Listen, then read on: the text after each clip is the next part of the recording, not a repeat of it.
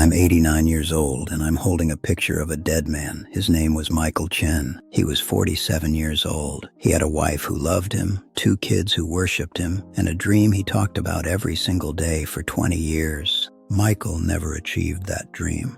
Not because he failed, not because he wasn't talented enough, not because the world was against him. Michael never achieved his dream because he never started. I know this because Michael Chen was my son, and 3 months ago I buried him. I don't have time for bullshit anymore. I don't have time for polite lies or comfortable delusions. And I sure as hell don't have time to watch you make the same mistake my son made. So for the next few minutes, I'm going to tell you something that will either change your life or piss you off so badly you'll click away. Either way, I'll sleep fine tonight because unlike you, I know exactly how many nights I have left. The question is, do you? It was a Tuesday. Isn't that funny? The worst day of your life can fall on a Tuesday. Just Tuesday. Regular old Tuesday. The funeral home smelled like carnations and furniture polish. You know that smell, that universal funeral home smell, like they all order it from the same catalog. Grief, packaged fragrance, industrial size. Michael's casket was closed. He'd been sick for 8 months.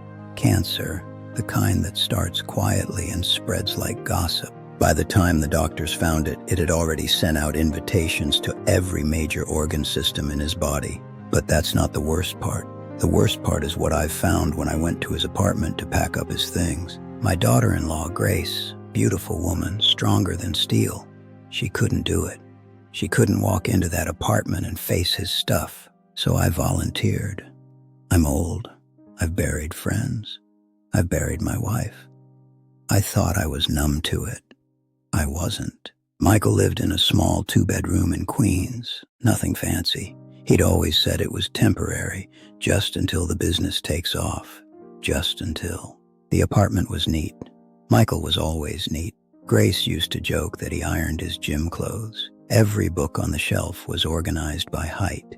I started in his office. The smaller bedroom he'd converted into his workspace. And that's where I found it. On his desk, there was a cardboard box. Written on the side in Michael's handwriting, it said, "The Restaurant." All capital letters, like it was important, like it was sacred. I opened that box. Inside were hundreds of pages, business plans, spreadsheets, menu concepts written on napkins and coffee-stained notebook paper, sketches of restaurant layouts, names brainstormed in the margins. Chen's Kitchen, The Golden Walk, East Meets Best, crossed out, terrible pun. There were photographs of buildings he'd scouted, rental listings he'd printed from Craigslist, some of them dated back to 2003, 20 years old. There was a folder labeled "Recipes Do Not Lose." Inside were his grandmother's handwritten recipe cards, the same recipes she'd cooked for him when he was a boy. She'd been dead for 15 years, but there she was, still teaching him, preserved in smudged ink and grease stains. There were photographs. Michael in a chef's coat at culinary school. I'd paid for that school, watched him graduate top of his class. Michael standing outside a restaurant in San Francisco. Michael with Grace on their honeymoon in Bangkok, both of them holding street food, laughing.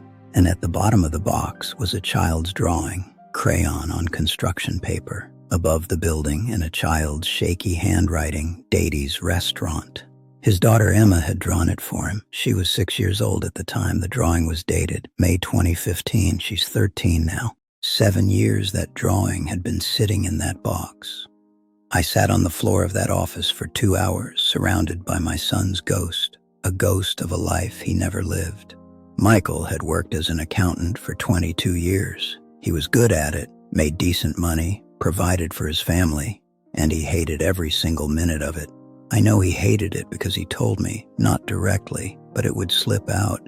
He'd say, maybe next year, maybe when Emma's in high school, or when the timing's right. There's a word for that. It's called winning yourself to death. And that's exactly what Michael did. Let me give you the math, the brutal, unforgiving math. Michael worked as an accountant for 22 years. Average work week, 50 hours. That's 52,000 hours of his life. That means he spent more waking hours in that office than he spent with his wife and children combined. 52,000 hours building someone else's dream. 52,000 hours telling himself, later. You know what's in that box? About 300 hours of work. That's what his dream required, spread over 20 years. That's 15 hours a year, 1 hour and 15 minutes per month. My son died with 52,000 hours invested in someone else's vision and 300 hours invested in his own. You want to know what the return on that investment was?